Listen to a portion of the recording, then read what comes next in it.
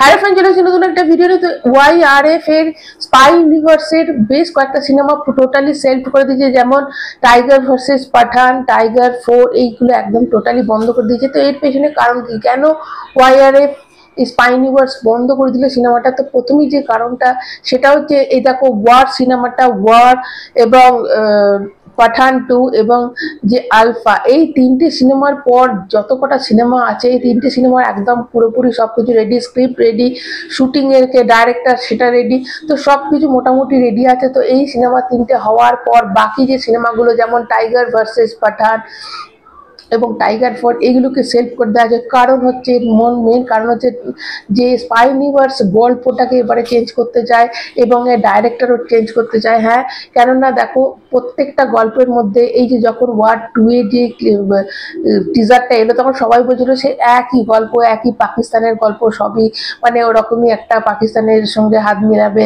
তারপর এখানে এসে বদলা নেবে, নিজের দেশকে বাঁচাবে। তো এইগুলো দেখে দেখে পাবলিক এখন অনেক বোর হয়ে গেছে। তো সেই জন্য স্পাই ইউনিভার্স করেছে পুরোপুরি। এখন এই তিনটে সিনেমা হয়ে যাওয়ার পর একদম পুরোপুরি 2-3 বছরের জন্য একদম নিজেদের স্টপ করে নেবে, ডাইরেক্টর নতুন আনবে, গল্প স্ক্রিপ্ট পুরোপুরি পাল্টাবে এবং নতুন হিরোদের আনবে। দেখো এদের অনেক বয়স হয়ে গেছে, টাইগারের সালমান খানের অনেক এজ হয়ে গেছে, পাঠানের এজ হয়ে গেছে, কিন্তু পাঠান 2 যেহেতু একদম রেডি হয়ে গেছে, কিন্তু এদের সবাইকে পাঠাবে এরমটাই শোনা যাচ্ছিল যে ভিকি ওকে বলা হয়েছে, তাদের নতুন ভিকির সাথে কথা হয়েছে, তো তাকে নেওয়া হবে এরমটাই শোনা যাচ্ছে। ভিকি কৌশল, তো তার সাথে কথা হয়েছে, তাকে একটা ক্যারেক্টারে নেওয়া হবে এরমটাই শোনা যাচ্ছে। নতুন করে পুরোপুরি সাজানো হবে, গল্প স্ক্রিপ্ট পাল্টানো হবে, ডাইরেক্টর পাল্টানো হবে। দেখো অনেক অনেক দেশ আছে, যেমন চায়না আছে, বাইরে ফরেনের প্রচুর কান্ট্রি আছে, জাপান আছে, চায়না আছে, ইন্দোনেশিয়া আছে, ফরেনের অনেক কান্ট্রিজ আছে, যেগুলো নিয়ে কিন্তু গল্পটাকে নতুন করে তৈরি করা, গ্রাউন্ড লেভেল থেকে গল্প তারা নতুন করে করতে চাইছে। যে গল্পতে মানুষের ইন্টারেস্ট বেশি হবে, সেই একঘেয়েমি, সেই ইন্ডিয়া পাকিস্তানের যে লড়াই সেটা থেকে তারা বেরোতে চাইছে।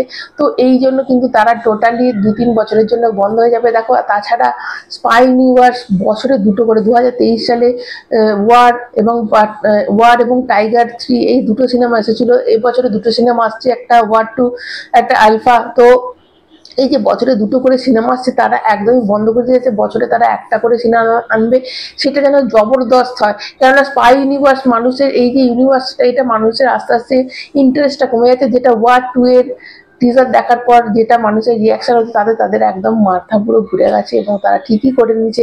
এই তিনটে সিনেমা বাদে জিম বলে যে সিনেমাটা আছে, তার যে সিকুয়েলটা হবে সেটাও তারা বন্ধ করে দিচ্ছে।